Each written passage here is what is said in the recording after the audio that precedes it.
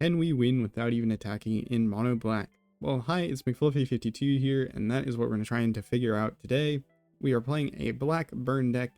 This deck looks to make use of cards such as Iridescent Vinelasher, Unholy Annex, Sheoldred the Apocalypse, Bloodletter of Aclazotz, and Grievous Wound to whittle away, or in some cases, cut our opponent's life total in half to win the game. Now, black actually has a lot of life drain or life loss related combos in standard. For the most part, we're not playing these combos in this deck because I wanted to focus more on incremental life loss effects and see how we can do with that. Also, some of the combos can be a little hard to assemble. However, I do want to quickly go through these combos as an informational point for some interesting things that you can do in mono black and things to look out for. So we are playing one combo in our deck, and it relates to Bloodletter of Aclazotz. If an opponent would lose life during your turn, they lose twice that much life instead. And if you have cards like Grievous Wound, which says whenever enchanted player is dealt damage, they lose half their life rounded up.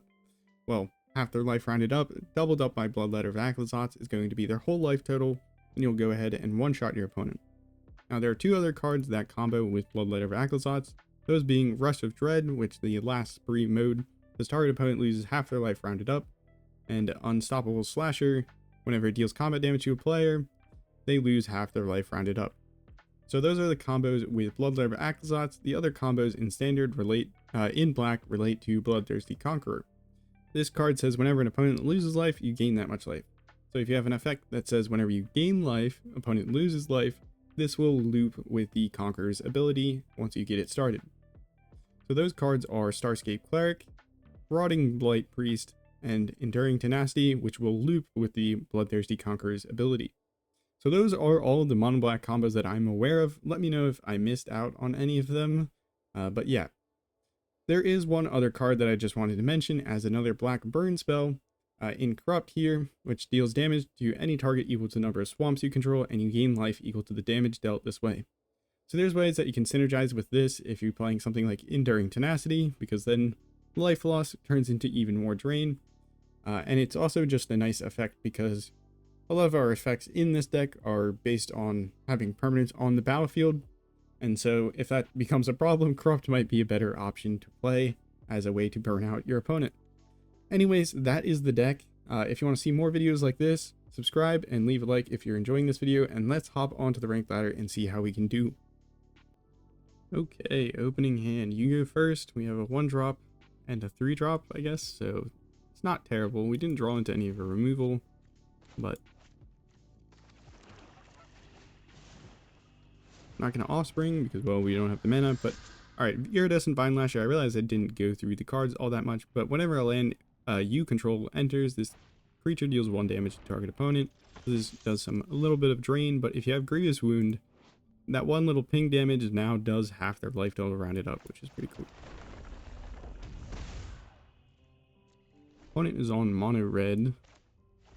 Not a great matchup for us here, but we do have the Unholy Annex into the Bloodletter of Aclazotz, but they could be playing the Fling version of mono red, which is just very brutal if you don't draw into interaction. Not going to block because then they're going to kill Vinelasher. Perhaps we should have just absorbed a bit of damage, but it's a good sign the opponent's playing Might of the Meek. Maybe we'll be able to evade some damage here, but we do have like the Bloodletter combo in hand, which is not really the intention of this deck, to Grievous or Bloodletter into Grievous Wound, but that could be what we end up doing here. Probably a block with the Vinelasher. One is going super wide, which is good for us. Just block a Swift Spear, and then we can save it for blocks next turn. We're going to gain 2 life once we play this Bloodletter of Aclazotz. And then we'll drain the opponent for 4, because at the beginning of your end step, draw a card if you control a demon. Not going to attack, and we'll just pass the turn. Draw a card if you control a demon. Well, if you control a demon, each opponent loses 2 life. And you gain 2 life, otherwise you lose 2 life. So it's did 4 damage, down to 13 on the opponent's side. Looks like they don't have a lot of spells, which is good for us. We might just be able to win the game with Grievous Wound. Ooh. Now the alternative is we can get rid of a lot of their creatures, which seems like a good idea. Because next turn we can play Grievous Wound and then a land. So we'll just heart. Or get rid of the Heartfire hero here.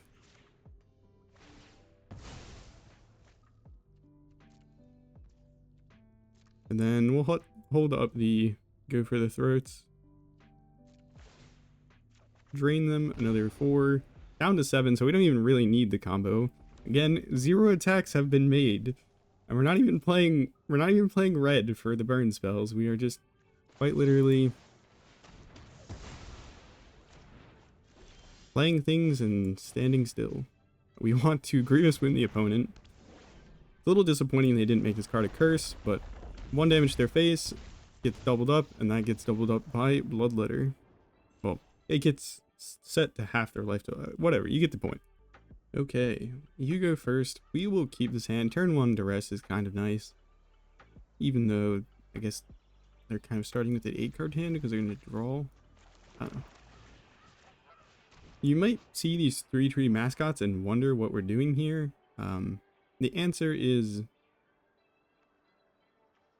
Duress or the Edict. We'll go with the Duress.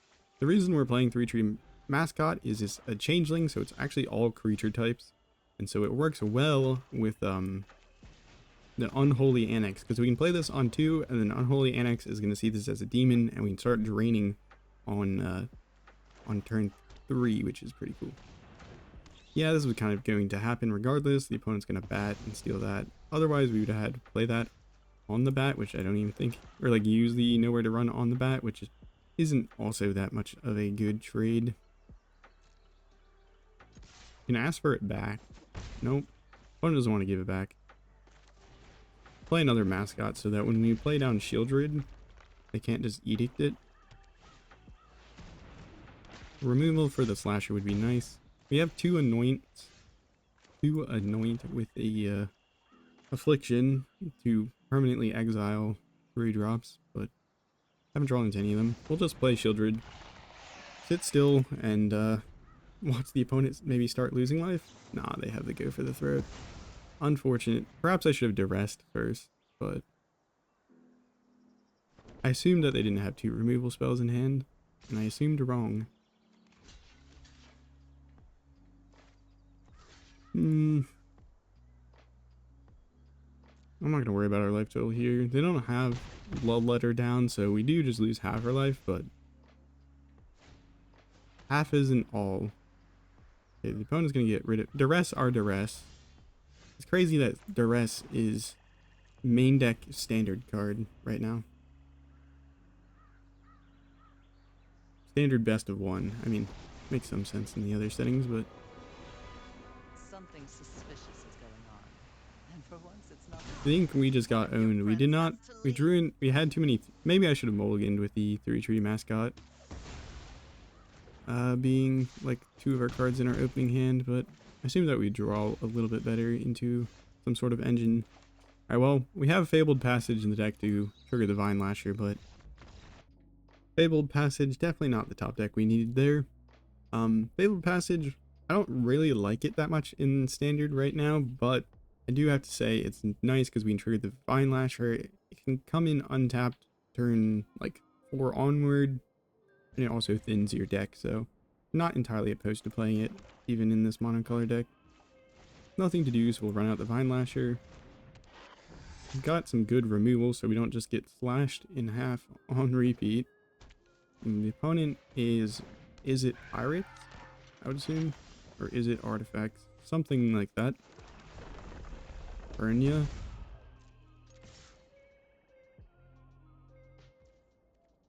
Alright. We have removal. We do need to hit a 4th land drop if we want to start running out the Bloodletters. Opponent Jeskai. Do we want to anoint this? We'll just get rid of it. It might be a waste of an anoint, but I think we're okay. We're playing 1 Soulstone Sanctuary as a way of getting another demon in our land base. I'm generally a fan of this card. I think it synergizes well in a lot of decks. The only problem is Bloodletter of Aclazotz is triple black, so we don't want to play a bunch of colorless lands, and I fit into blast zones to hopefully nuke some of those Pixie decks. They have a lot of 1-drops and such. Okay, I guess we'll play a land. And then we play Bloodletter and then attack in, or attack in and then play Bloodletter. I don't think it matters. Opponent is going to remove things as they wish. I don't think the opponent's gonna... I don't think they would have killed the Vinelasher. Oh, it's just an unsummon. Alright, that's fine. Opponent could be playing flash creatures. We haven't seen a Discount from them yet, which I would expect that they're playing. They could also be like a Jeskai Occulus deck, because I've seen it with... Yep, there you go. Abhorrent Occulus. I've seen it with Fear of Missing Out in... I don't know if it was Jeskai colors, or if it was like Is It or Azorius. It's kind of annoying, but we're fine. Even if we kill it in response, we don't stop them from manifesting, so...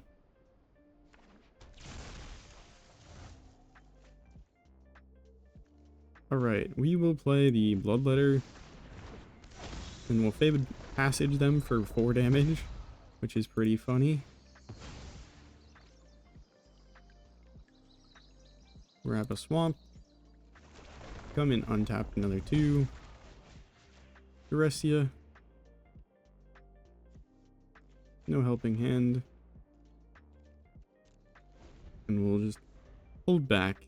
They're going to get another manifest with this Occulus, but it's fine. The opponent probably can... They don't have actually enough cards in your graveyard to go for the Occulus. Steam Core Scholar. Interesting. If they're attacking in with a Scholar, they might have a...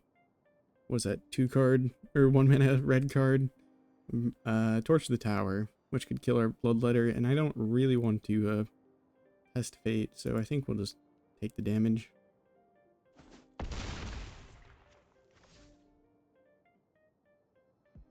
Again, they're getting another manifest with their Oculus here, but that's fine with us. You have to watch out for their Fear of Missing Out turning. Are they gonna map? You have to worry about this turning on extra combats once they hit Delirium. Definitely not what we want to see. Yeah, you can have it for a turn.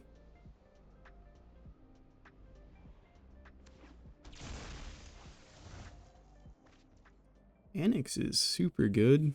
I like that a lot. You know what? They could also have a This Town Ain't Big Enough, which kind of would stink, but...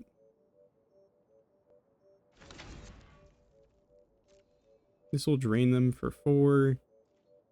And then next turn we can go crazy with the second Bloodletter.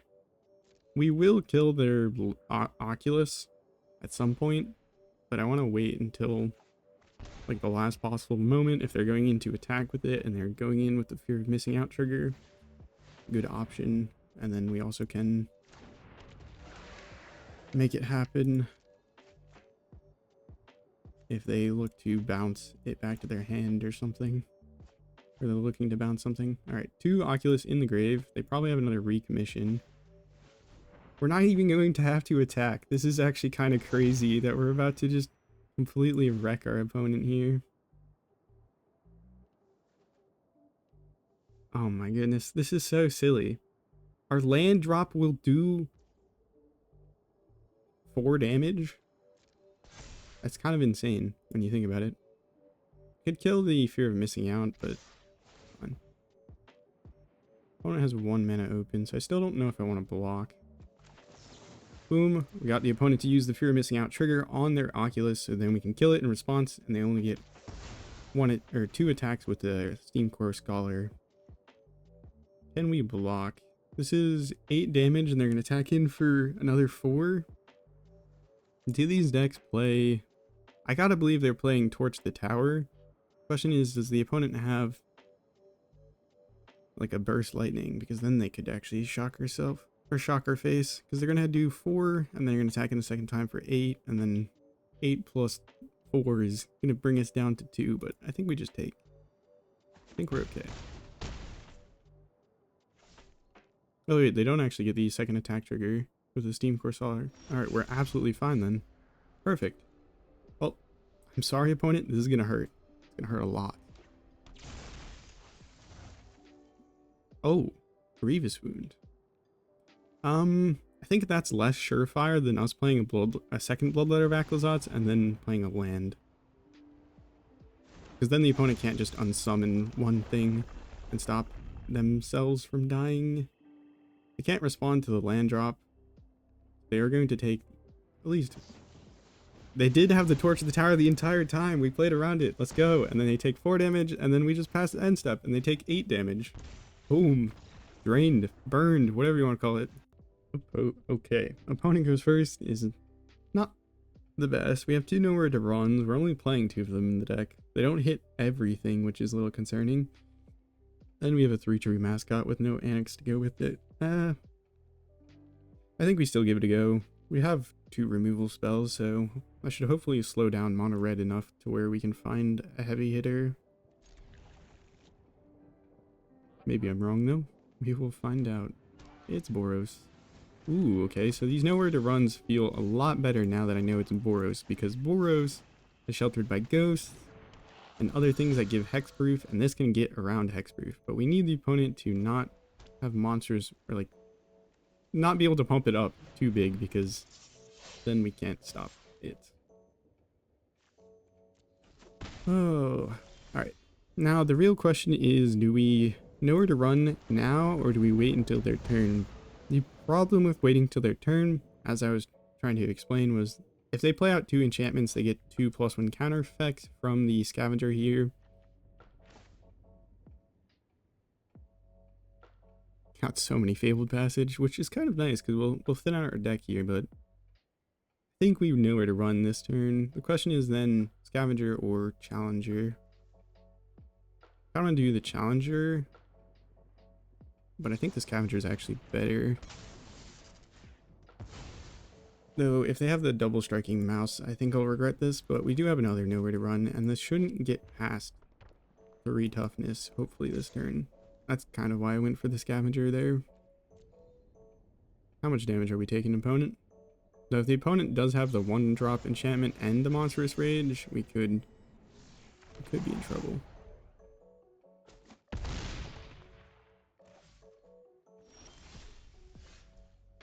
Okay, well, I'm going to start with the Fabled Passages and start burning. And we'll make the opponent waste a spell, maybe, if we can know where to run here. If they have the, like, any... yeah. So annoying. Perhaps I should have waited to their turn to do that in hindsight, because now we don't even get the -3/-3. I was hoping that would be helpful, but I really shouldn't have.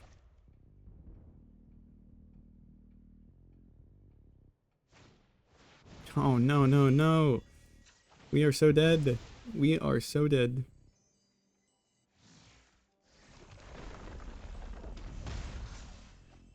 Again, the 3-tree Mascot, not feeling so great, but how many lands is that in the top? 1, 2, 3, 4, 5, 6. I guess that's not too extreme in the top 10, but still.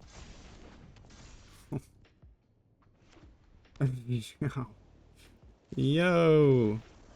Okay, you go first. This is a really nice curve for just draining our opponent. Hopefully we don't have to interact. I don't know. We're playing the same amount of removal spells as every other like black mid-range deck. I pretty much copied the removal suite over and swapped out. No, my Annex. I love that card. Well, I love being able to play with it. But the opponent just took it out of my hand. My turn. Ah, I hate you, and I hate Liliana. It's gotta be one of my least favorite cards to deal with, man. Sheoldred's Edict off the top would be great. I think we're playing copies of Sheoldred's Edict. Let me check the deck list. Hey, wait, we have 2 copies of Sheoldred's Edict.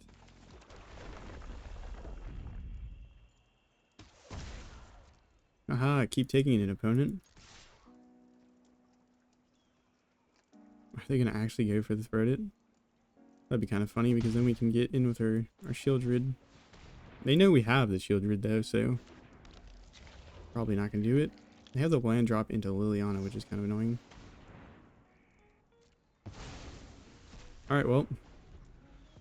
It's top decking time. The opponent can, yeah, they can just Liliana away the Vinelasher Those who get in my and then kill the Sheoldred once we try and run it out. And it's a land. Oh man, I hate Liliana. Why does this card exist? And now the game is lost because they have a Liliana and a Unstoppable Slasher. I'm tired of your secrets. We'll stick around though. Maybe we can figure out the win. Think about how legendary the comeback would be. One's not even playing. Or I guess they cut or go for the Throated, the Sheoldred. And they should have ticked up Liliana. Because now we actually get to kill the Slasher beforehand. Otherwise we wouldn't be able to use the Nowhere to Run. Don't overthink things. Kind of nice. We could Anoint if they have like another Slasher, or we could just do it. Just do it. And the opponent learned their lesson. They're going to tick up Liliana and then cast their card. You won't be outsmarting me. Okay, that's not a Sheoldred's Edict. Bye bye, go for the throat. We all have things He discarded a Bloodletter of Aclazotz. That's crazy. Alright, this should slow down the Liliana at least, because they're gonna have to pick down. Off you go. And thinner deck. Just crack it now. The Vinelasher would be pretty good off the top because it does have offsprings. They would have trouble killing both of them with Liliana. Now they can run out 4 drops though. And that is another land after we thinned our deck a little. Top 17 cards. 1, 2, 7 lands in top 17. Insatiable Avarice. Need mana open to remove things. Oh, that works, so. We die. We die. Oh, Liliana. Okay, we got a nice curve again. We have 1, 2, 3, 4, which is pretty lethal 1, 2, 3, 4 here. Vinelasher into Tree Mascot into Unholy Annex into Bloodletter of Aclazotz. Is it good enough? Is the real question. We learned why Liliana is a good planeswalker last game.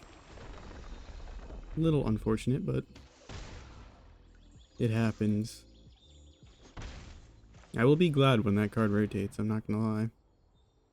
Opponent, Fabled Passage, so they're probably a big multicolored deck with Overlords, I would guess, but I don't really know.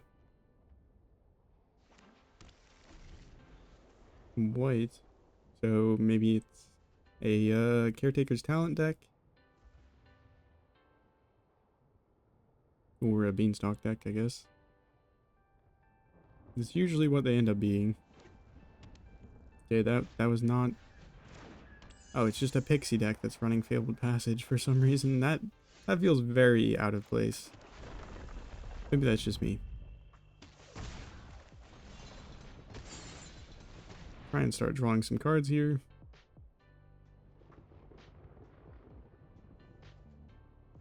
One has 1 mana open, so they can like unsummon potentially, but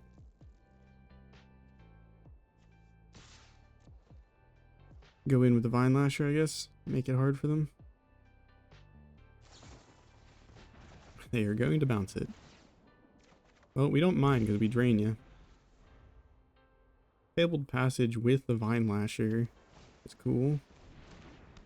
Talent, yeah, that is a card that we wish we didn't see here, because that seems pretty darn good.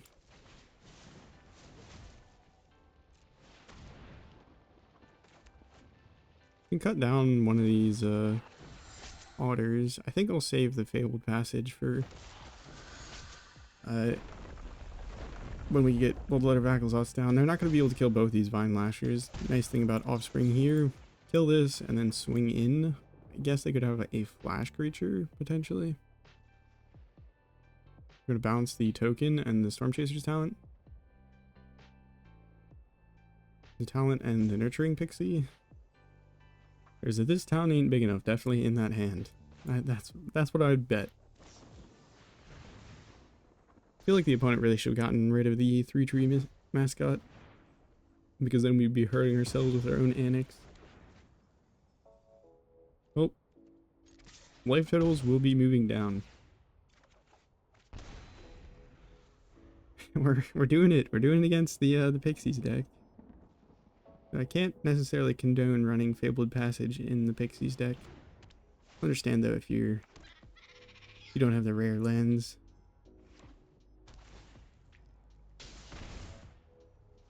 I guess that is an interesting thing as well, is if you have the deserts, the what is that card called? It's the blue Fear of Isolation. You can return, I think, lands with it. So if you imagine returning a desert to your hand and then replaying it for 1 damage. So much value. Alright, the opponent's going to bounce our Bloodletter. That is fine. We can activate the Fabled Passage in response, so we at least get 1 doubled up trigger from the Vinelasher here. Then, opponent, I'm going to make you cry, because I'm going to get rid of whatever you were planning to do. Season of Weaving. That's kind of expensive. And then pass. Drain you for 2. We did attack this game, so I can't say that we didn't attack this game, but not much of the damage was from attacks. Alright, opponent goes first. We have the 3-tree mascot and the Unholy Annexes, so maybe? Oh no, it's definitely not a maybe. This is a... oh crap. Guys, it's mono red on the play.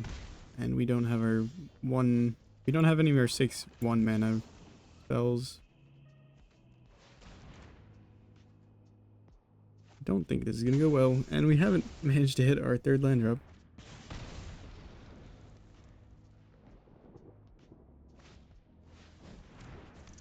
Which is a little unfortunate considering we're on the draw, so we get to go through 1 extra card compared to normally. Well,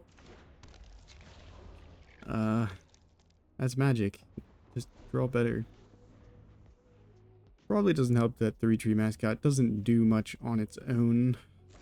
Very cheap, so it curves well into the Holy Annex, but I feel like the opponent should have raged in response to whatever we block, but I guess if you're planning to do that, it doesn't matter.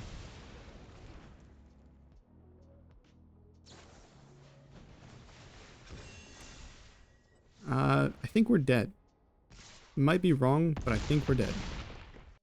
Alright, well, I want to point out after that last game, we have 14 removal spells in this deck, if you count Duress. So, I feel like it shouldn't be that easy for us to die into mono red, but I guess it is. And we're going to draw into our 2 5-drops. Woohoo. The enthusiasm is just coursing through my veins after seeing a turn 1 Hired Claw, and then I'll stop decking a Grievous Wound.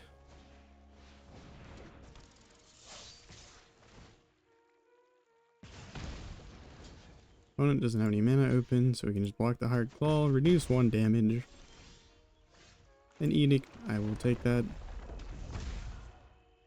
I mean, I guess I didn't hold this out to see if they're going to cast anything else.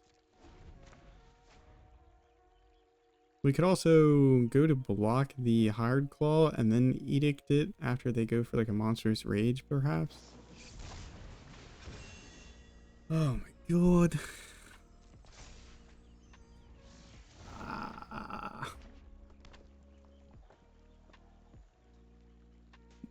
I miss Leylined. It went even faster when you died.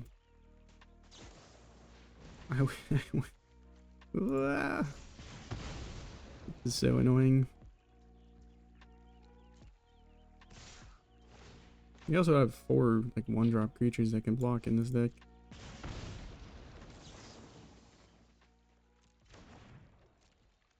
Gonna cast any more pump spells? No.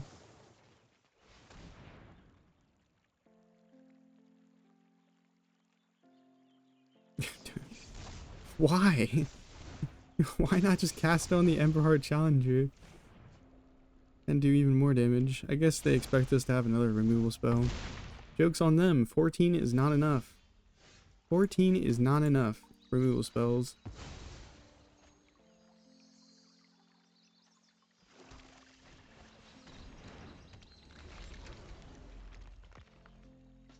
Ay, ay, ay.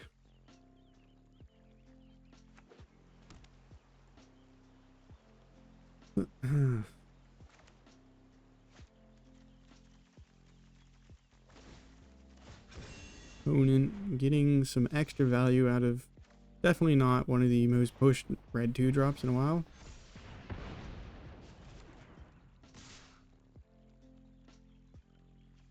And mind you, the spoilers for Aether Drift are going on.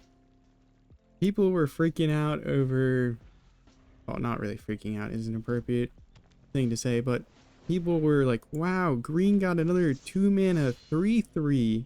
Wow, that's crazy. And I'm just like, come on, let's be real. I don't think that's that overstated or that pushed when you really look at the grand scheme of things, especially for green. Well, they're just better. Alright, you go first. That is nice. We have turn 1 Duress, which is also nice. We have nowhere to run, which is also nice. This is the game. It's the game we get to live. Oh my god. Guys, what are we doing? Playing... Whatever. The complaining will stop. I have voiced my opinion. I do find it... I will say, I do find it funny that for the spoilers for the most recent set, almost on all of the green, like, overstated creatures, people are like talking about power creep, which I get it. It is power creep, but it's just like it's probably still not going to see play. There's like the 5-mana 8/8 with trample, and it's like, okay, well, that's cool and all, but it's still useless. Still probably useless. The green creatures will keep getting bigger and dumber until playability improves.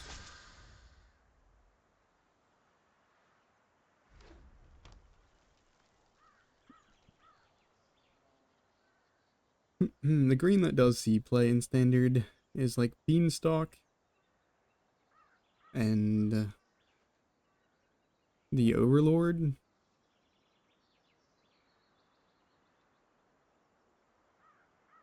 There's not that much going on for besides that.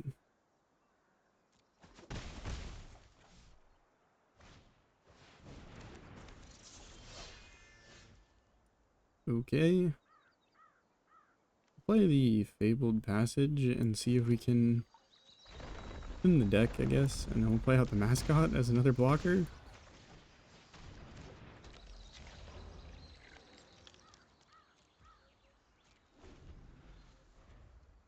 Insatiable Avarice is such a bad draw into an aggressive matchup like this. We could pay 3 life and draw 3, which is a really good rate for that effect. There's like a good rate for the effect, but not the best. into a matchup where the opponent wants to see our life total go down.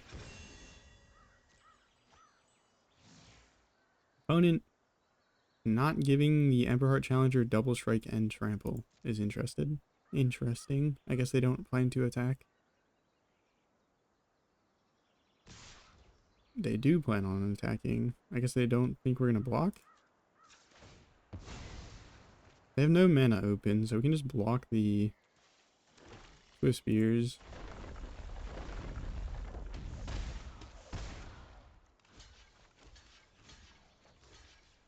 Do something like this. Stops us from taking 4 damage and we, or well, 5 damage, 6 damage, and we kill the Swift Spear. Annex is nice. That gives us a 6/6 and a draw engine. And some life gain. But the opponent is going to have a turn with Emberheart Challenger plus Manifold Mouse, which is pretty much usually just game. Because they get to draw a card, give it double strike and trample. Oh, it's a land. I'm so sorry, opponent. They have hit more lands than we have. We're playing 24. That's unfortunate. Another Manifold Mouse. Alright, you know what I want to see?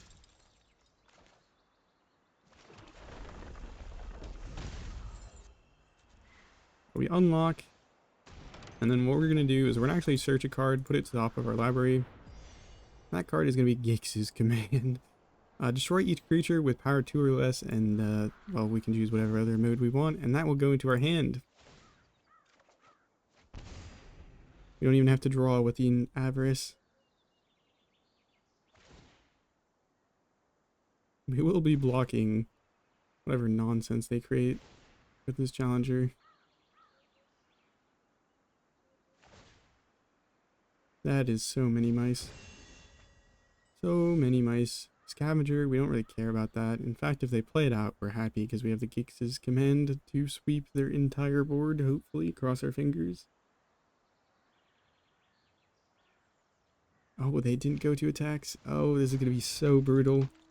This is going to be brutal beyond belief.